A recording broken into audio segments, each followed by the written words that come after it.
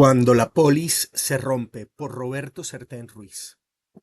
Colombia lleva décadas firmando acuerdos de paz que no se sostienen. No se sostienen no porque los acuerdos sean malos en sí, no porque las instituciones sean todas corruptas, sino porque nosotros hemos construido marcos jurídicos sobre un suelo que no tiene la consistencia necesaria para poder sostenerlos. Ese suelo, para que sea consistente, requiere de cultura política, requiere de formación ciudadana. Y los griegos tenían una palabra para esto, los griegos la llamaban paideia. Lo que quiero argumentar hoy es que el pensamiento filosófico griego no es historia antigua, historia muerta, sino que es un diagnóstico vigente de lo que le falta a Colombia para construir una paz que no dependa de la voluntad de quienes firman los acuerdos, sino de una cultura pública que la sostenga. Déjenme empezar por Aristóteles, no porque sea el más famoso filósofo, sino porque su formulación es probablemente la más incómoda para nuestro presente. Aristóteles dijo que el ser humano es un animal de la polis, un animal político, y que fuera de la comunidad política el individuo solo puede ser una bestia o un dios. Y nos parece que ninguna de estas dos opciones es sostenible en sociedad. Ahora, nos preguntamos, ¿qué pasa cuando millones de personas son expulsadas de esa comunidad? ¿Qué ocurre cuando el desplazamiento forzado, la exclusión política y la violencia sistemática dejan a comunidades enteras fuera de la polis, fuera de las instituciones que determinan las reglas de convivencia? Pensamos que pasa exactamente lo que hemos visto en Colombia durante poco más de 70 años. El conflicto no es una anomalía, sino el resultado previsible de una comunidad política que nunca fue realmente incluyente. La eudaimonía aristotélica, es decir, la vida buena, nunca fue un proyecto individual. Siempre fue concebida como un logro colectivo que requiere de instituciones justas, de participación real en la deliberación pública y lo que Platón llamaba dikaiosine, es decir, la justicia como la virtud que hace posible que todas las demás coexistan. Sin ese reconocimiento mutuo, es decir, sin esa disposición de ver al otro como un obstáculo, de no ver al otro como un obstáculo, sino como una condición de posibilidad de mi propia vida buena, la arete, es decir, la excelencia individual, se convierte en simple competencia. La deliberación pública no es más entonces que un ruido de fondo y los acuerdos de paz se convierten en letra muerta. Decíamos que Colombia ha firmado muchos acuerdos, creó la JEP, ha diseñado marcos de justicia transicional que en teoría son ejemplares, pero sin paideia, es decir, sin el sustrato de formación cívica y moral que los griegos consideraban como condición de posibilidad de cualquier república, esos marcos no tienen dónde sostenerse, dónde aterrizar.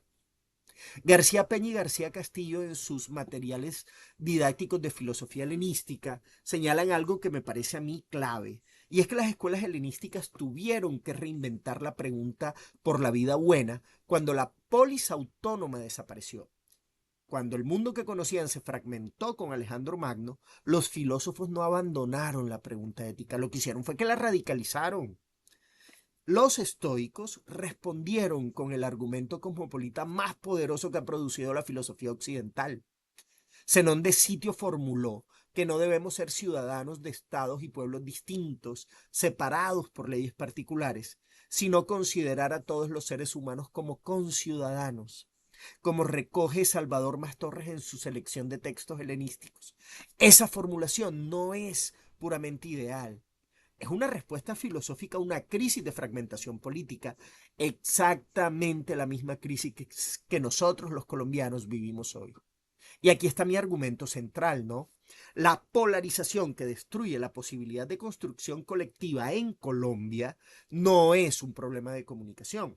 Esto quiere decir que no se resuelve con campañas de convivencia ni con talleres de resolución de conflictos, porque es un problema filosófico profundo, de fondo. Nosotros hemos perdido la capacidad, quizás nunca la tuvimos, nunca la desarrollamos de manera suficiente, de reconocer al otro como un legítimo otro, como condición de nuestra propia existencia política.